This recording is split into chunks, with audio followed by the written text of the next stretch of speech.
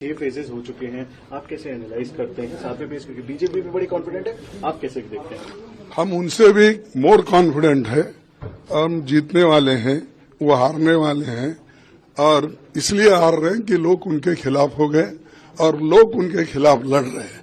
और कोई पार्टी लोगों को मदद कर रही, सब पार्टियां, तो अब लोग जब लड़ते हैं तो नेचुरली वो रूलिंग पार्टी पीछे चली जाती है।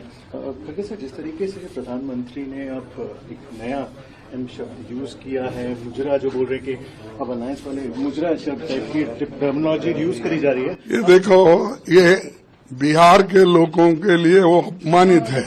अगर वो चाहते हैं यहाँ के लोग उनको अंदर भी नहीं आना देना, तो ये जो एक प्रधानमंत्री राज्य के बारे में एक काम ऐसा बोलते हैं, तो it is very bad and it is insult to the state. Therefore he should not use such languages.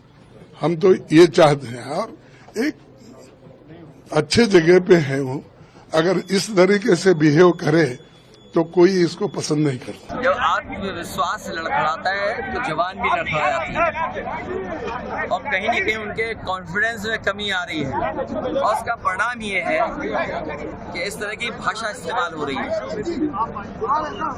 उन्हें पता है, बीजेपी के लोगों को, कि जनता इस बार उन्हें हटाने जा रही है। 7वें चरण में हर मौके पर मैंने कहा कि जनता का गुस्सा 7वें आसमान पर होगा। जो 6वें चरण में वोट पड़ा है, जो बौछार हुई है वोटों, 7वें में इन्हें 7 समुंदर पार जनता भेज देगी भारतीय जनता पार्टी के लोग। इनकी हर बात झूठी, वादे झूठे निकले, न किसान की आय बढ़ी, न नौजवानों को नौकरी रोजगार मिला, और अन्याय की सब सीमा लांग गई।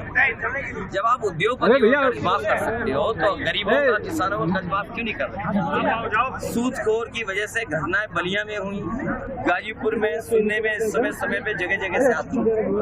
सरकार ने क्या रास्ता निकाला है जिससे गरीबों को बचाया जा सके, या गरीब को कभी जरूरत पड़े तो उसके लिए कोई इंतजाम इस तरह का हो जहां से वो सस्ती दर पर पैसा ले सके। देखिए, मैं आप साफ तौर पे कहूं कि प्रधानमंत्री जी से पहले असहमत होता था, उनकी बातों से, उनकी सोच से, उनके विचार से, उनकी कार्यशैली से।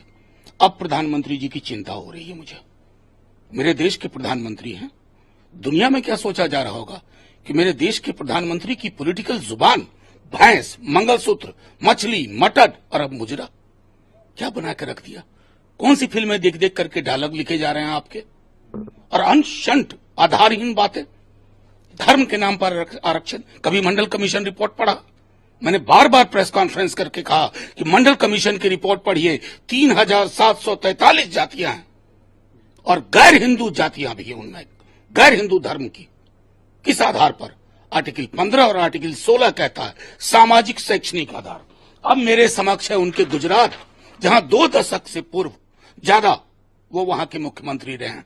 ये पूरी मुस्लिम कम्युनिटी की जातियों की लिस्ट, जिनको गुजरात में आरक्षण। नकार देंगे इसको?